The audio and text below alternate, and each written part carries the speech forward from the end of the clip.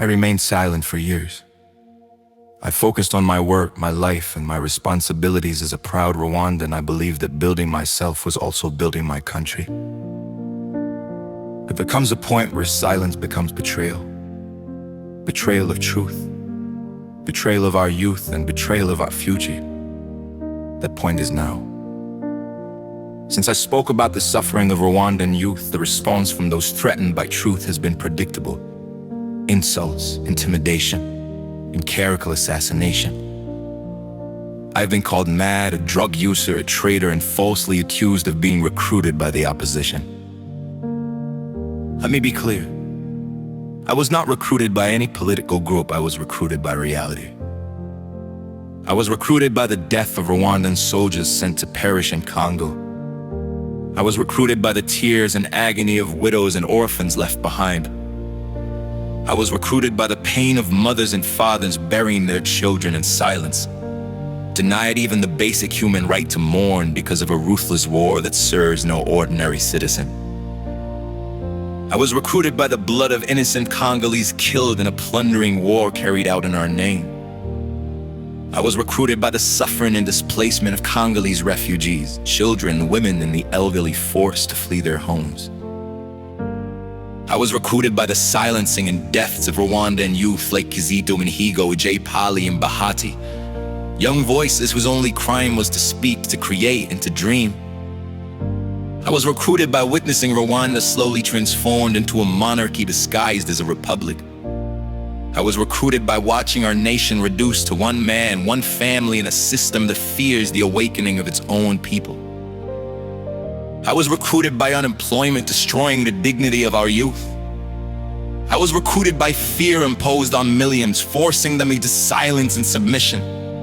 I was recruited by exile, separation, and the hopelessness imposed on a generation that deserves freedom and dignity. These attacks against me only confirm one thing. Truth threatens those who benefit from silence. They cannot challenge the message, so they attack the messenger. This is the oldest tactic of weak systems afraid of awakened citizens. Let me also be clear about something fundamental. I do not hate President Paul Kagame as a person. I do not hate his family. Hatred is not my mission. What I reject and what I will always oppose are actions, policies, and a system that deny the people their freedom, dignity, and voice. Those insulting me, from ministers to those whose only purpose on social media is to insult and intimidate, will not stop me. Insults do not intimidate conviction. They only expose fear. I do not hate my country. I love Rwanda enough to speak when others are forced into silence.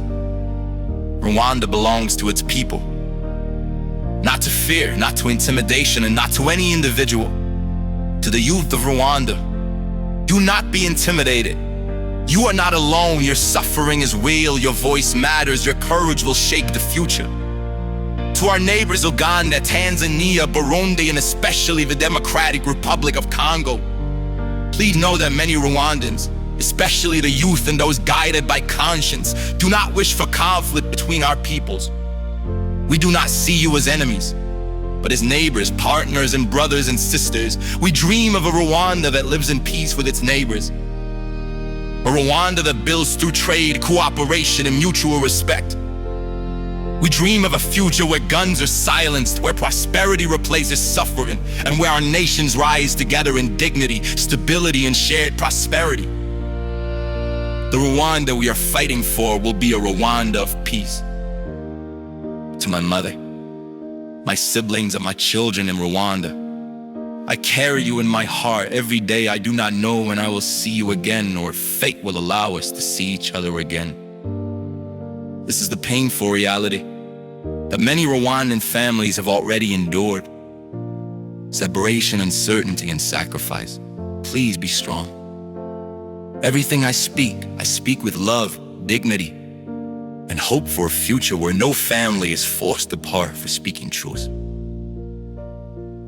Our lives begin to end the day we become silent about things that matter. Nelson Mandela.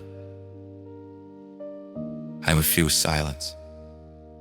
A free, democratic, and prosperous Rwanda is not a favor to be granted.